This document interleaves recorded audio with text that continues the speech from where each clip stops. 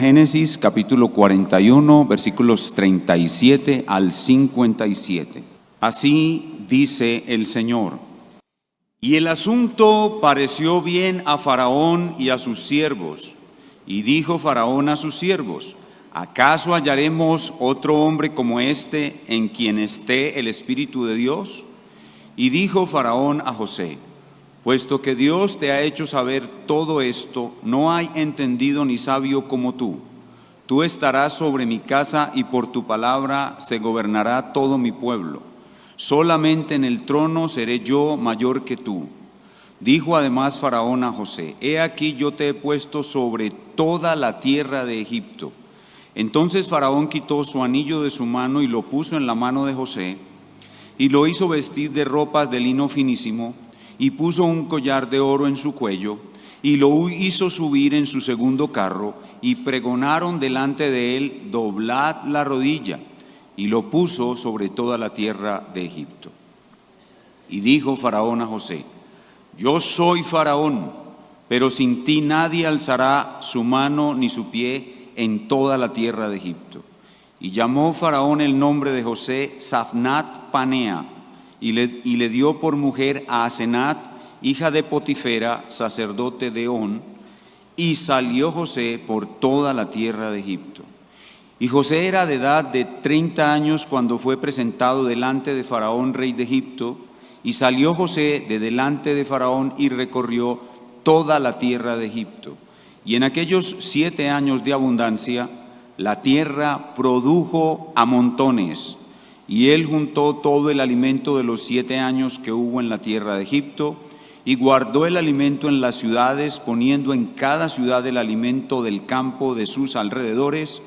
Y recogió José trigo como la arena del mar, mucho en gran manera, hasta no poderse contar, porque era innumerable. Y le nacieron a José 2 hijos antes que llegara el primer año del hambre, los cuales le dio a luz Asenat, hija de Potifera, sacerdote de On. Y José llamó el nombre del primogénito Manasés, porque dijo: Dios me ha hecho olvidar todo mi trabajo y toda la casa de mi padre. Y el nombre del segundo lo llamó Efraín, porque dijo: Dios me hizo fructificar en la tierra de mi aflicción. Y se cumplieron los 7 años de la abundancia que hubo en la tierra de Egipto, y comenzaron los 7 años del hambre, como José había dicho. Y hubo hambre en todas las tierras, pero en toda la tierra de Egipto había pan.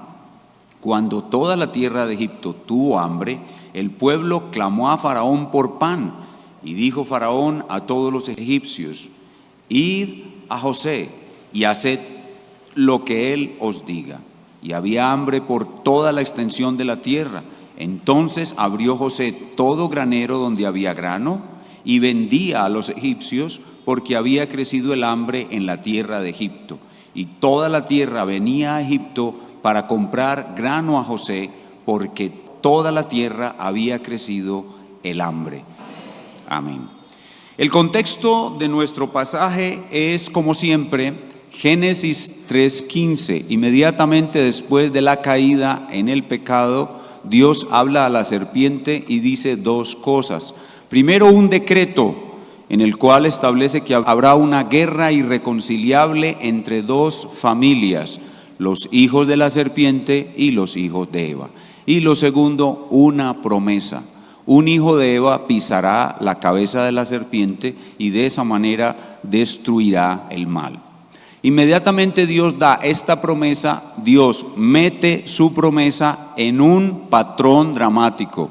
El patrón dramático es el siguiente: número 1, Dios da su promesa. Número 2, Dios pone en peligro su promesa. Y número 3, Dios salva su promesa. Hemos visto de ese patrón dramático en el libro de Génesis 14 episodios. Se trata de una verdadera saga. Y estamos ahora en el episodio número 14, el más largo de todos en el libro del Génesis. Pero este episodio número 14 tiene una pequeña variación. Número 1, Dios da su promesa. Número 2, Dios prepara al Salvador de su promesa José. José no es el protagonista, es Cristo en la promesa. A estas alturas, José ya está preparado, ya está listo para ser el Salvador de la promesa. Número 3, Dios pone en peligro su promesa. A estas alturas la promesa ya está en peligro. 7 años de vacas flacas ya llegaron. Vean conmigo otra vez el verso 57. Y toda la tierra venía a Egipto para comprar grano a José, porque por toda la tierra había crecido el hambre. Ya está en peligro la promesa. Ahora falta el número 4, que es Dios salva su promesa, que es el resto del libro del Génesis. El proceso de preparación del Salvador de la promesa lo dividimos en 2 etapas. La primera etapa es la etapa de humillación y la segunda etapa es la etapa de exaltación, igual como ocurrió con nuestro Señor Jesucristo. José es un tipo de Cristo e igual va a ocurrir en nuestras vidas. En su etapa de humillación, José fue humillado por varias pruebas: ser odiado por sus hermanos, ser vendido por sus hermanos, sufrió el destierro, sufrió la esclavitud, sufrió la injusticia, aunque fue santo en todo, sufrió la ingratitud y sufrió el olvido. Durante 13 años de dolor y sufrimiento fueron su etapa de humillación, en la cual él siempre fue justo, fiel, esforzado trabajador, mantuvo su fe y siempre se humilló bajo la poderosa mano de Dios, aceptando siempre la voluntad de nuestro Dios. Y se humilló aceptándolo todo, a pesar de que su vida iba en un camino aparentemente diferente y opuesto a los sueños que había recibido de Dios cuando era un joven de 17 años de vida. La vida de José está marcada por 3 pares de sueños. 3 pares de sueños. El primer par de sueños lo lleva a la cárcel y a 13 años de sufrimiento. El segundo par de sueños lo lleva a la presencia de Faraón. Y el tercer par de sueños lo lleva a ser primer ministro de Egipto. El primer par de sueños nunca fueron interpretados, el segundo y el tercer par sí. Y con la interpretación del tercer par de sueños, es decir, los 2 sueños del faraón, y la nueva posición que José ahora tiene, los 2 sueños iniciales comienzan a tener interpretación.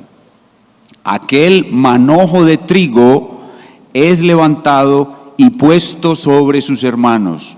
El sol, la luna y las estrellas están listas para postrarse delante de él. Porque hay un Dios totalmente soberano que tiene un plan y lo está cumpliendo. Él dio una promesa, él pone en peligro su promesa y ahora por medio de José él va a salvar su promesa. Y así continuará haciendo muchas veces más. El resto de la Biblia, todos los libros que siguen después de Génesis tienen este mismo patrón. Dios lo hará muchas veces más hasta que traiga al hijo de Eva, que pisará la cabeza de la serpiente y destruirá para siempre el mal.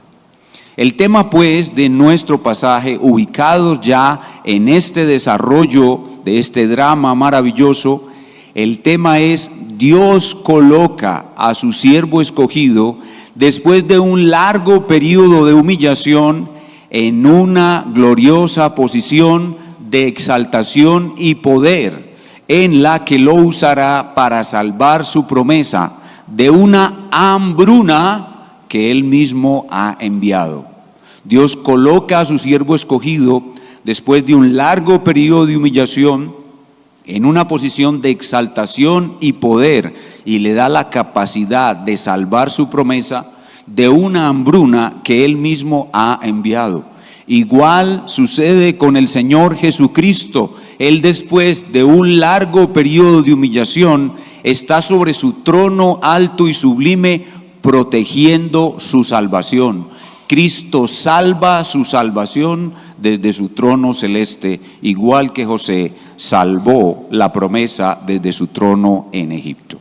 Y el título que le hemos dado a nuestra clase esta mañana es: Dios empodera al Salvador de su promesa. Dios empodera al Salvador de su promesa.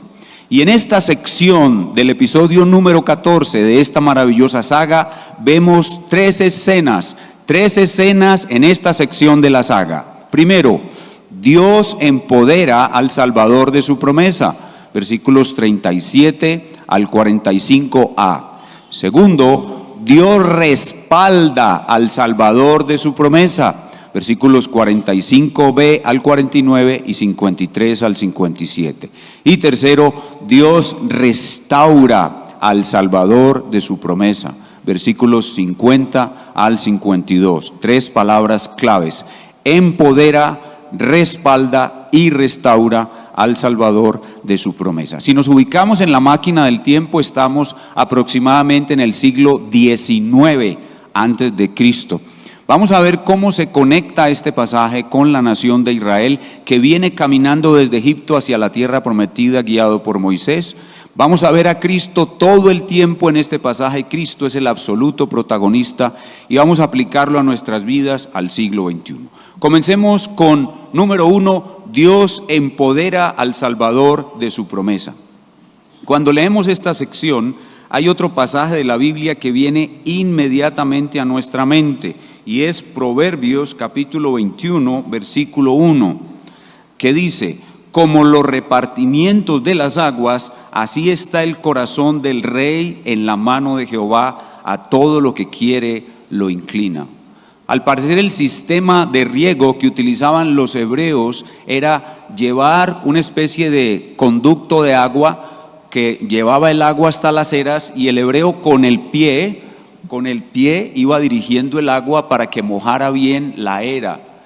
Eso, que era una práctica agrícola, lo usa el proverbista para decirnos que de la misma manera Dios toma la mente de los reyes y la dirige hacia donde Él quiere.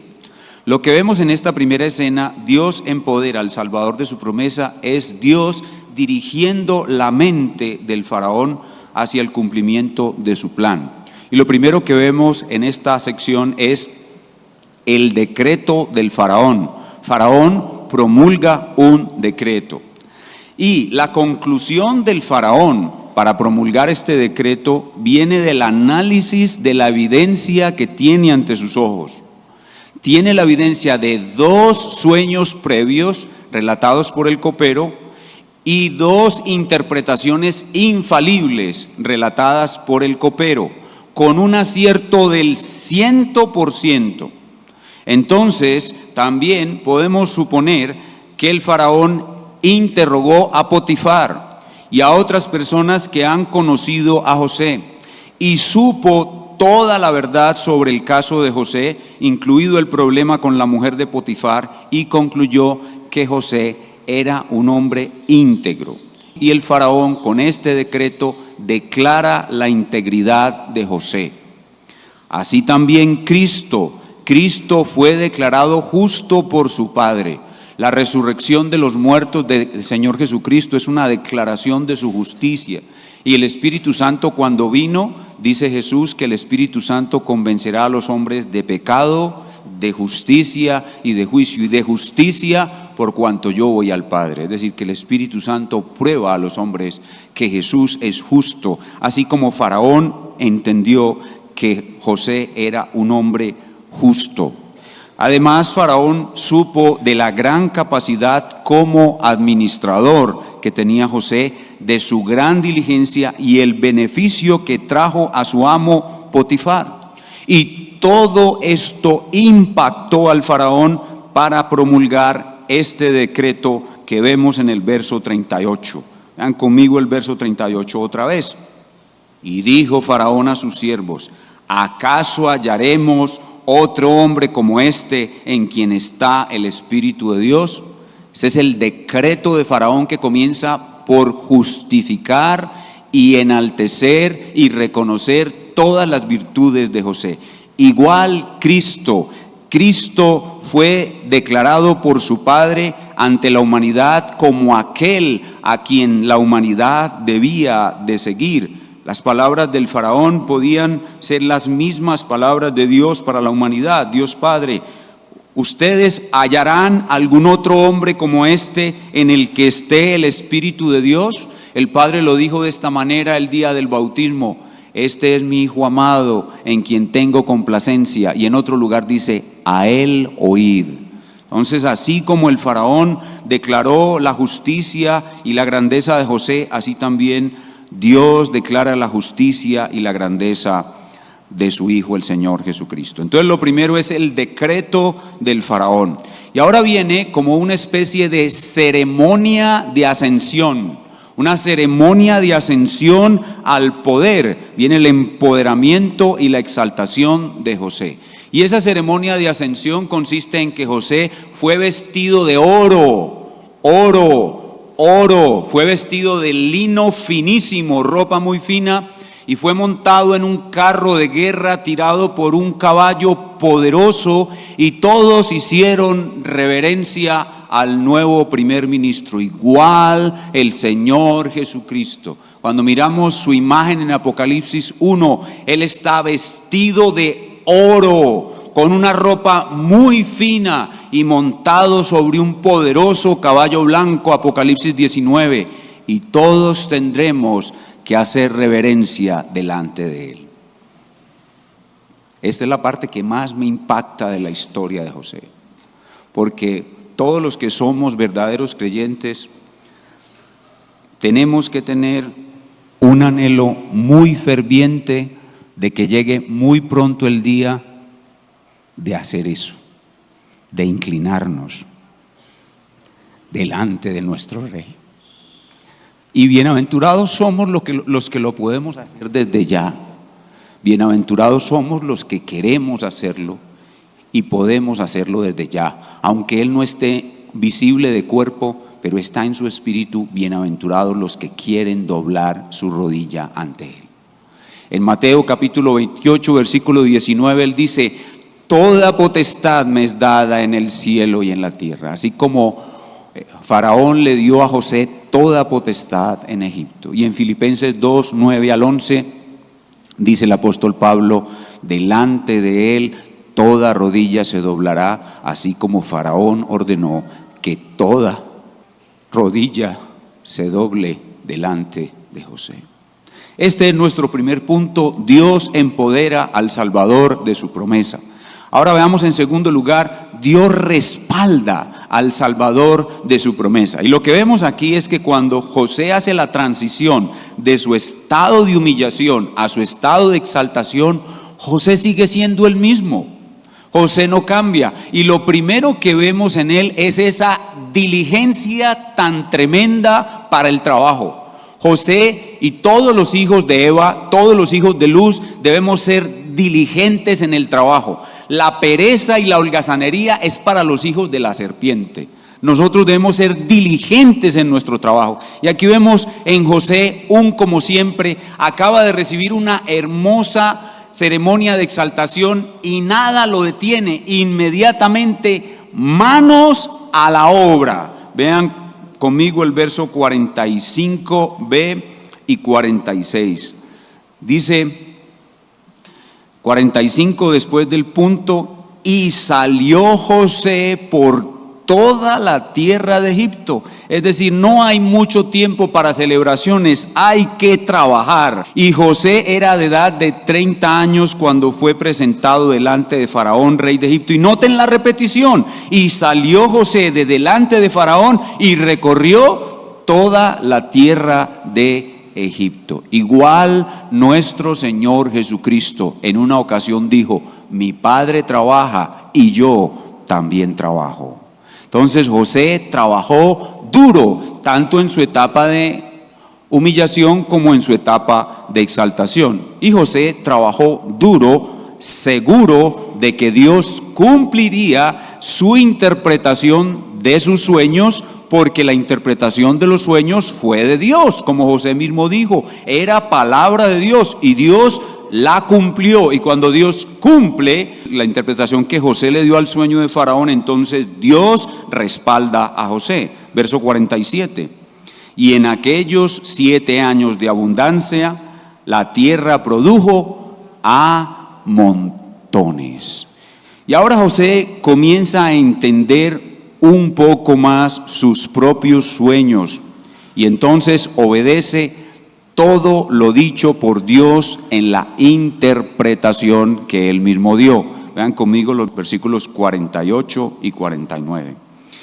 Y él juntó todo el alimento de los 7 años que hubo en la tierra de Egipto y guardó el alimento en las ciudades, poniendo en cada ciudad el alimento del campo de sus alrededores.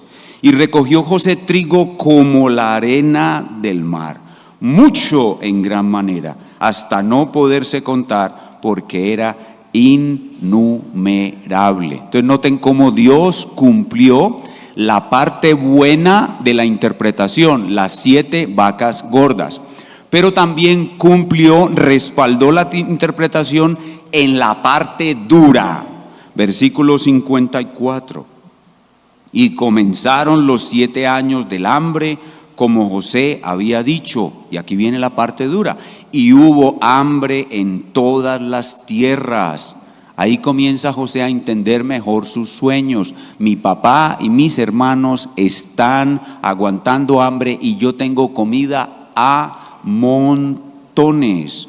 Pero en toda la tierra de Egipto había pan. Cuando toda la tierra de Egipto tuvo hambre, el pueblo clamó a Faraón por pan, y dijo Faraón a todos los egipcios: id a José y haced lo que él os diga.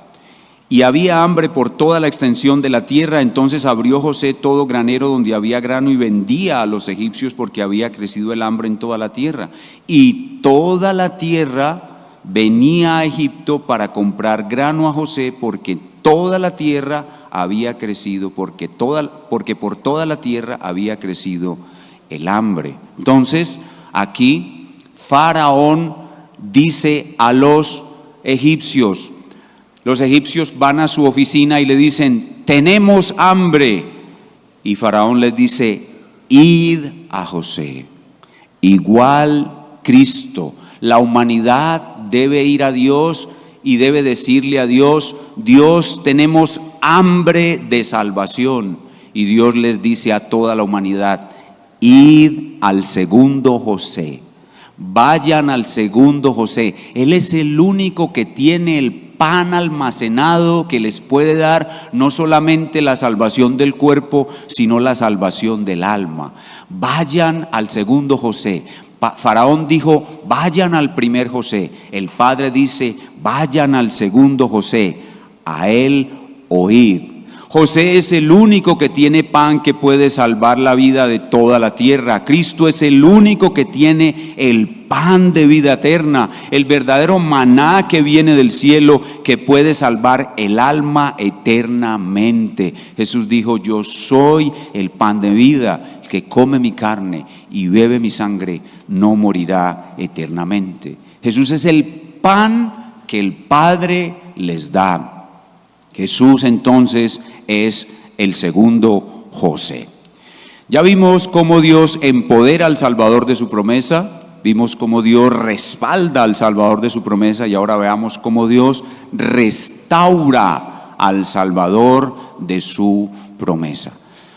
Durante la etapa de humillación, todas esas humillaciones causan un dolor en el alma. Todas las humillaciones y sufrimientos que vivimos los hombres dejan heridas en el alma, y en el caso de José especialmente el destierro. Pero cuando él pasa de la etapa de humillación a la etapa de exaltación, Dios restaura toda su alma, y toda es toda. Vean conmigo el verso 51. Y José llamó el nombre de su primogénito Manasés, porque dijo: Dios me hizo olvidar todo mi trabajo. Hasta ahí. Todo mi trabajo significa todas las aflicciones. Dios me hizo olvidar la esclavitud que viví. Dios me hizo olvidar la cárcel que viví, el abandono, el olvido, la ingratitud. Todas esas heridas Dios me las sanó. Dios le dio a José un anticipo de lo que nos dará a todos nosotros cuando dice: enjugará a Dios toda lágrima. Las glándulas lacrimales de los seres humanos que entren al reino de Jesucristo no servirán más para llorar de tristeza. Lloraremos de alegría, pero no de tristeza. Y nuestra alma estará totalmente sanada de todas las heridas que haya vivido cualquiera de los siervos de Jesucristo durante su etapa de humillación. José recibió un anticipo de eso. Dios le dio a José tal felicidad y tal satisfacción con su trabajo. Dios le dio a José tal felicidad y tal satisfacción con su esposa. Y Dios le dio a José tal felicidad y tal satisfacción cuando cargó a su primer hijo, que Dios sanó por completo el alma de José de todas las heridas que él vivió en su etapa de humillación. Pero de ellas, la más dolorosa, la más difícil, fue el destierro. Pero José, por la llegada de su primer hijo, ¿cuánto gozo puede dar Dios con la llegada de un hijo? ¿Cuánta sanidad, cuánta bendición puede dar Dios con la llegada de un hijo? Cargar a su primer hijo no es lo mismo que cargar un perro. Dios da gran sanidad al alma. Dice el texto: Dios me ha hecho olvidar todo mi trabajo, y miren, y toda la casa de mi padre. Hasta el dolor de estar separado de su amado padre por ya largos 20 años fue sanado. Ahora, cuando vemos a José en reencontrarse con Jacob, el abrazo entre José y Jacob es una de las escenas más hermosas y más maravillosas de la Biblia. José no tenía lágrimas ahora para recordar su tristeza, solo tenía agradecimiento por todo el pasado que Dios le dio. Y él entendió cómo todas esas heridas operaron para bien en su alma y lo llevaron a ser lo que ahora es. Y por eso solo tenía gratitud por lo que Dios había hecho con él. Gratitud por haber sido vendido, gratitud por haber sido odiado, gratitud por haber sido esclavizado, gratitud por haber sido encarcelado injustamente. José tenía un alma plena, un alma que no puede pensar en vengarse de la esposa de Potifar, ni del copero que lo olvidó, ni de sus hermanos que lo vendieron. Un alma totalmente restaurada. Eso es lo que ofrece el Señor Jesucristo a todos los que le seguimos. Un alma totalmente restaurada, un alma limpia, un alma libre, un alma sencilla, que solo puede agradecer a Dios y mirar en Dios, en su gran sabiduría, todo el bien que le ha hecho durante toda su vida, sin importar lo que haya sucedido en el periodo de humillación. Pero no solamente Dios produjo esta restauración formidable en el alma de José, sino que Dios lo hizo fructificar. Vean conmigo el verso 52. Y el nombre del segundo lo llamó Efraín, porque dijo: Dios me hizo fructificar en la tierra de mi aflicción. Dios me ha hecho fructífero, como árbol plantado junto a corrientes de agua, que da su fruto a su tiempo. ¿Cuál es el tiempo? El tiempo es cuando termina la humillación. Dios me ha hecho fructificar, pero igual el Señor Jesucristo. El Señor Jesucristo en Isaías 52:13 es llamado varón próspero. Otro Efraín dice: he aquí que mi siervo será prosperado. Isaías 52:13, será engrandecido igual que José, y será exaltado y será puesto muy en alto. Y en Isaías 53, 11 y 12 dice: verá el fruto fructificado, prosperado de la aflicción de su alma y quedará satisfecho. Jesús también, Jesús es el segundo José que fue prosperado, engrandecido, fructificado, mucho más que José. José tuvo solamente 2 hijos. Cristo, el segundo José, tendrá millones de ellos. Los engendró en la cruz. Él es el segundo Adán, el segundo José, mucho más fructífero. El gran creador hecho hombre es a su vez el segundo Adán. Por eso Cristo como hombre es nuestro Padre eterno, porque Él es el Padre de una nueva humanidad, un segundo Adán más fructífero que José. Gloria al Señor Jesucristo. Bueno, ¿y cómo conectamos todo esto con la nación de Israel? Recuerden que la nación de Israel va caminando para conquistar la tierra prometida. Bueno, la nación de Israel también ellos tendrían 2 etapas. Una primera etapa de humillación en Egipto, ya la vivieron. Ahora van en procura de la tierra prometida y buscando la etapa de exaltación. Pero ¿cuándo tendrán esa exaltación? Cuando venga el hijo de Eva, la simiente de la mujer que pisará la cabeza de la serpiente, el segundo José. Él los hará cabeza de naciones. Pero ahora deben, mientras llevan los huesos de José como recordatorio y estímulo para su fe, deben conquistar la tierra prometida, recordando que como Dios estuvo con José, así estará también con ellos. Y luego esperar al segundo José. Lástima que ellos nunca lo entendieron, nunca entendieron cómo es que el segundo José iba a ser a un nuevo Israel, cabeza de naciones.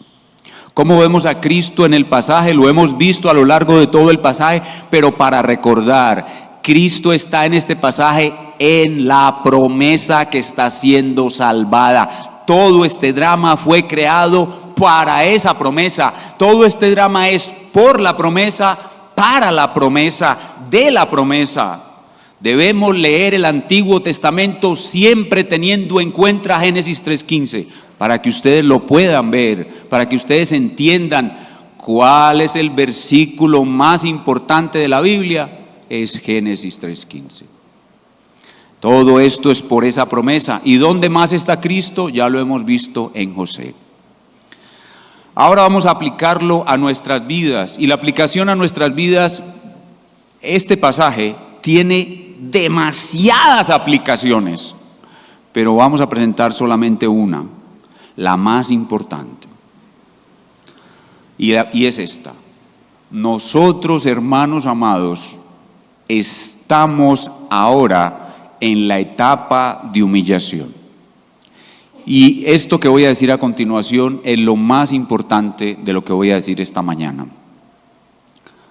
Bueno, voy a hacerle la pregunta a ver si de pronto alguno de ustedes puede responderla. Atención.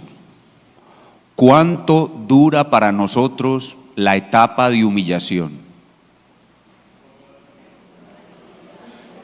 Toda la vida. Hay que tener eso en cuenta. No estamos aquí para ser felices. No. Estamos aquí para ser humillados. Y debemos ser humillados para poder ser exaltados. Recuerden los proverbios del crucificado. El que se enaltece será humillado, y el que se humilla será enaltecido. Estamos aquí para ser humillados.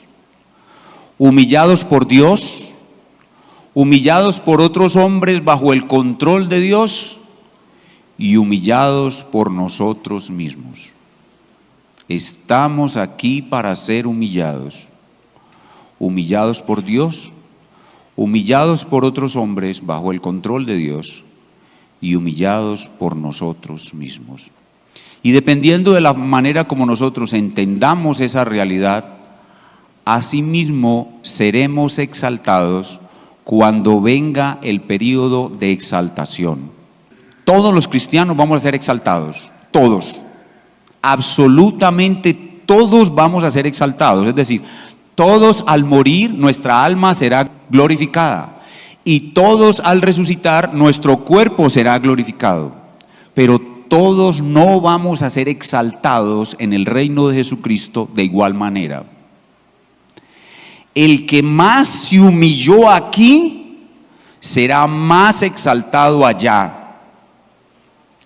Cuando Dios lo humilló, como humilló a José, el hombre que agachó su cabeza y aceptó las humillaciones que vinieron de la mano de Dios con mansedumbre y humildad, aceptando cualquiera que sea la voluntad de Dios, ese que se humilló bajo la poderosa mano de Dios será más exaltado.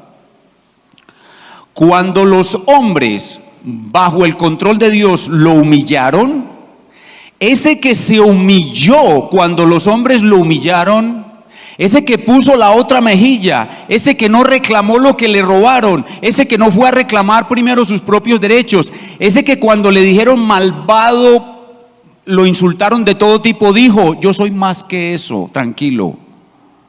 Ese que se humilló, ese que no se enojó, ese que no se llenó de ira, ese que no fue a reclamar sus derechos, ese que esperó en silencio poniendo la otra mejilla, ese será más exaltado que los demás. Ese que se preocupó por humillarse a sí mismo todos los días de su vida ante cualquier situación. Ese que cuando le vino un inconveniente no se disgustó, porque es que hay días en que usted sale por la mañana a cumplir una misión y saliendo de la casa un inconveniente, llegando a la oficina otro inconveniente, en el transcurso del día otro inconveniente, y en cada uno de los inconvenientes ira, ira, ira. Ese no será exaltado. El que es exaltado es el que se humilla, el que se controla a sí mismo, el que se domina a sí mismo. Ese será exaltado. Los mansos, los pobres en espíritu, esos serán exaltados. Hay muchos cristianos que escuchan el proverbio del crucificado: el que se enaltece será humillado, el que se humilla será enaltecido, y dicen: ay, sí, qué bonito, y alaban y levantan las manos, qué lindo, pero salen de aquí y siguen siendo el mismo iracundo, necio, huraño, de mala clase, tipo de mal carácter, tipo desagradable, que nadie quiere estar con él, y es disque cristiano.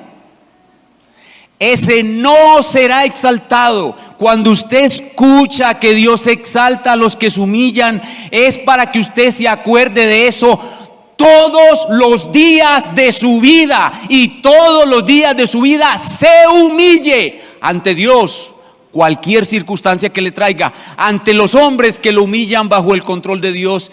Y la labor principal que usted tiene en esta vida es humillarse a sí mismo. Piense en el Señor Jesucristo, compárese con el Señor Jesucristo.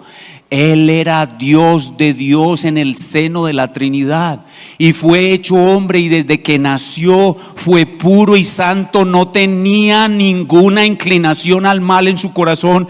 Él era el verdadero Rey del universo y aún así se humilló. El solo hecho de hacerse hombre se humilló. El hecho de nacer en un establo pobre se humilló. El hecho de vivir como un carpintero pobre se humilló. El hecho de soportar la escoria y la inmundicia de este mundo se humilló. El hecho de soportar a sus propios discípulos se humilló. El hecho de lavarle los pies a sus discípulos se humilló. El hecho de dejarse castigar por Dios en lugar suyo y mío se humilló. Por eso la escritura dice: se humilló hasta lo sumo. Si Él, que era perfecto, se humilló, ¿cuánto más nos debemos humillar usted y yo?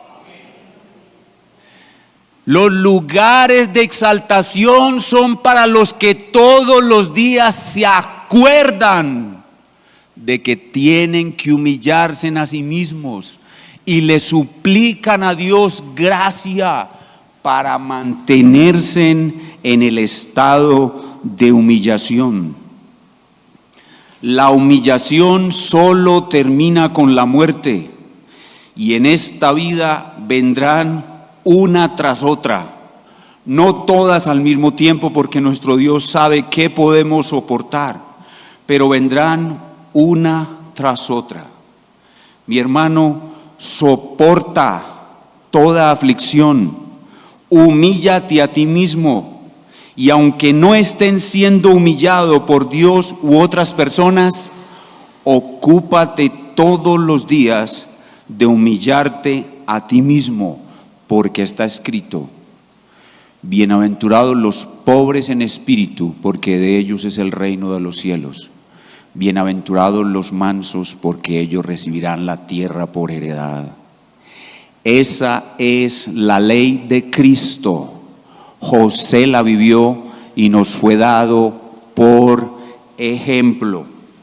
No ejemplo superior a Cristo, inferior a Cristo, pero igual un gran ejemplo. Escuchen bien: 13 años de humillación permanente y 80 años de exaltación. José duró 110 años. Así que 13 de humillación y 80 de exaltación representan los años de la humillación de Cristo y la eternidad en la exaltación de Cristo, y nos llaman a nosotros a vivir el mismo patrón. Toda tu vida, esta vida en humillación, y con tu humillación en esta vida estás preparando tu exaltación cuando esta vida termine. Inclinemos nuestro rostro y oremos al Señor.